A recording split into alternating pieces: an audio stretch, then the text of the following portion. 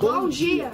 Adolescente entra na escola, mata 16 jovens e em seguida é morto pela polícia. Torcedor é morto antes do Clássico Mineirão. Menina de 8 anos, acusada por pastora de estar possuída por um demônio, é trancafiada num quarto sem móveis. Jovens de classe média espancam o índio até a morte. Essas situações são amostras do que estamos habituados a ver diariamente no jornalismo sobre o Brasil e no mundo.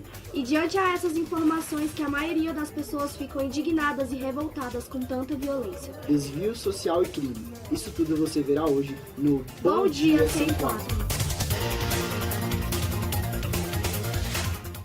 Os desvios sociais variam de sociedade para sociedade, mas afinal, o que é desvio social? A nossa repórter Giovana Costa irá mostrar a vocês. Eu trouxe um especialista para explicar mais ou menos como ocorre o desvio social grupal na nossa sociedade. Você pode me explicar como é que ocorre o desvio social grupal na nossa sociedade? Então, temos um exemplo clássico, né, que é aplicado na nossa sociedade, que é o jovem favelado, digamos assim, que nasce na favela, convive com aquele meio onde o crime já é praticamente parte do ambiente.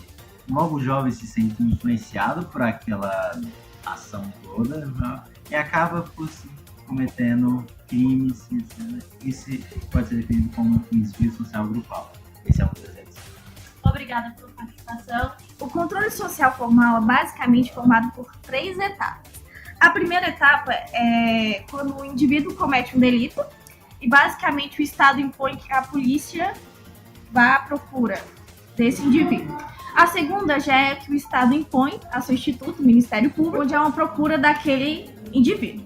Já a terceira é quando o Estado já impõe ao indivíduo a sua pena. Obrigado, Giovana. A criminalidade no DF sobe constantemente a cada ano. A sociedade brasileira é bastante complexa, tornando-se difícil apontar os principais fatores que caracterizam esse nível de alta criminalidade. A nossa repórter, Isabela Vitória. Segundo a OMS, o número de assassinatos no país chega a 4,8 para cada 100 mil mulheres. Então o Brasil está no 5º lugar sobre a taxa de feminicídio no mundo. Outro exemplo que eu posso citar também é de alguns países da África que tem um baixo índice de criminalidade e é um dos países muito pobres. Já uma nação que é a mais rica do mundo, como os Estados Unidos, tem uma taxa de criminalidade muito elevada. Entendido como controle social ou participação social, é o exercício do direito-dever do cidadão. Fiscalizar, monitorar, controlar, influenciar e contestar as ações e os atos do administrador público. O exercício do controle social é um dos mais importantes mecanismos de prevenção da corrupção e fortalecimento da cidadania, já que pelo tamanho do Estado, é impossível que as instituições de controle, sozinhas, consigam assegurar a legitimidade de todos os atos da administração pública. Homens, mulheres, jovens e adultos, independentes de sexo, raça ou religião, são partes legítimas para denunciar ou contestar os atos da administração. Muito obrigada, Isabela. E Matheus, vemos que o desvio social e os crimes estão bem presentes no nosso dia a dia, não é mesmo? É verdade, Joyce. Mas vale lembrar que para intervir todo esse desvio social e a criminalidade não depende só de mim, da Joyce, nem dos policiais e nem do Estado, mas depende de você que está assistindo esse vídeo através dessa tela. Vale ressaltar que a diferença parte de nós. Então, se você quer uma sociedade melhor, evite todos esses fatores que foram citados. Começam a surgir os estudos e as teorias sociológicas sobre o crime. A primeira, né, justamente que isso também surge nos Estados Unidos, é a funcionalista, que o funcionalismo americano foi muito forte, principalmente até os anos 60 do século passado. Então, as teorias funcionalistas, elas desenvolvem a ideia de que o criminoso é fundamentalmente o indivíduo cuja propensão a cometer o crime se deve a uma falha no processo de socialização, principalmente da socialização primária. Então, se busca na socialização, o crime é visto como um desvio, resultante, portanto, de um processo de socialização falho. Então, essa é uma primeira abordagem teórica aí da sociologia. Uma outra abordagem é a interacionista, que vê várias, né, possíveis potencialidades de explicação para a questão do crime, mas, por exemplo, identifica subculturas, e aí pensando, né, levando em consideração que subcultura na sociologia, na antropologia, não significa, né, o conceito de subcultura não quer dizer uma cultura inferior. Subcultura se refere a culturas que sobrevivem dentro de culturas maiores, né? Culturas de subgrupos que sobrevivem dentro de culturas maiores. Então, você teria dentro das sociedades subgrupos nos quais, né, o comportamento desviante seria, por exemplo, um elemento de identidade, né? E aí, portanto, você ter que cometer, por exemplo, principalmente isso seria muito bom para explicar o comportamento do desvio e do comportamento delinquente de jovens, né, e adolescentes. De que, ou seja, para ser aceito nesses subgrupos, nessa subcultura, os indivíduos teriam comportamentos delinquentes e criminosos, né? Ou seja, para ser aceitos nesse subgrupo. Então, é uma questão de expectativas, né? As expectativas dos outros significantes, nesse caso aí os outros significantes geralmente são amigos mais velhos, né, ou parentes mais velhos, às vezes, primos, né, alguma coisa assim, gera essas expectativas dos outros significantes ou dos outros significativos levariam o indivíduo ao comportamento desviante. Então, essa é uma outra abordagem teórica para a explicação do crime, que é do interacionismo.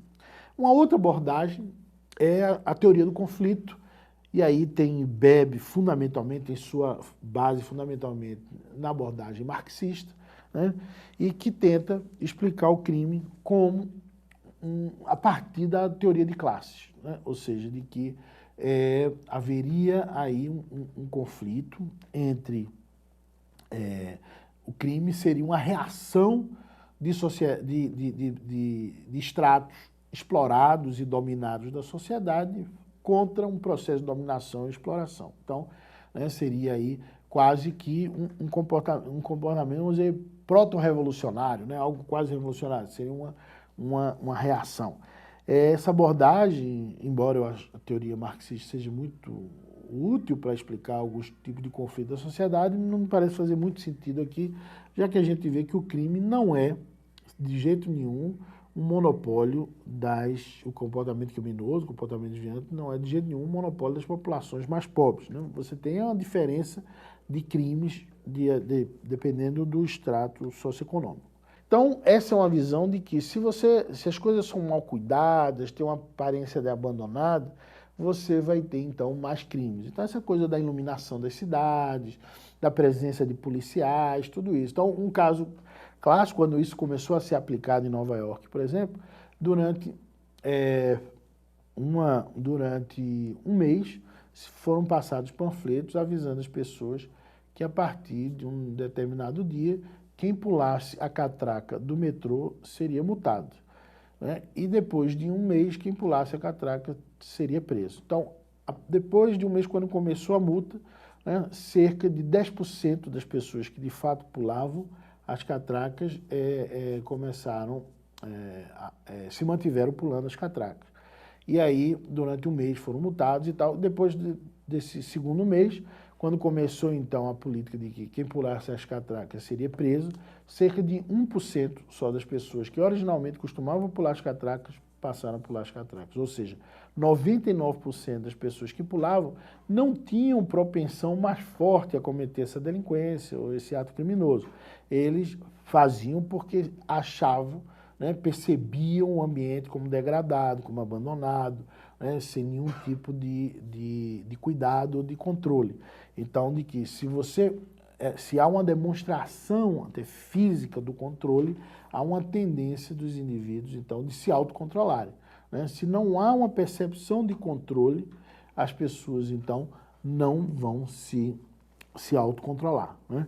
Então, essas teorias, elas se tornaram muito importantes em função da sua eficácia na política pública, ou seja, elas se mostraram eficazes, né? Ou seja, se você conserta a janela, você vai tender a reduzir muito a probabilidade de crime. Então, essas abordagens de controle, aplicação de teoria de controle social à análise do crime e ao combate ao crime, tornou e essa área da sociologia deu a essa área de sociologia todo um prestígio, até em nível internacional e tal, como uma área mais com capacidade de aplicação, uma área prescritiva, não só uma área teórica, mas uma área prescritiva também na sociologia. Bom, então é isso. Ficamos por aqui e até a próxima na nossa edição Bom Dia Sem Quadro.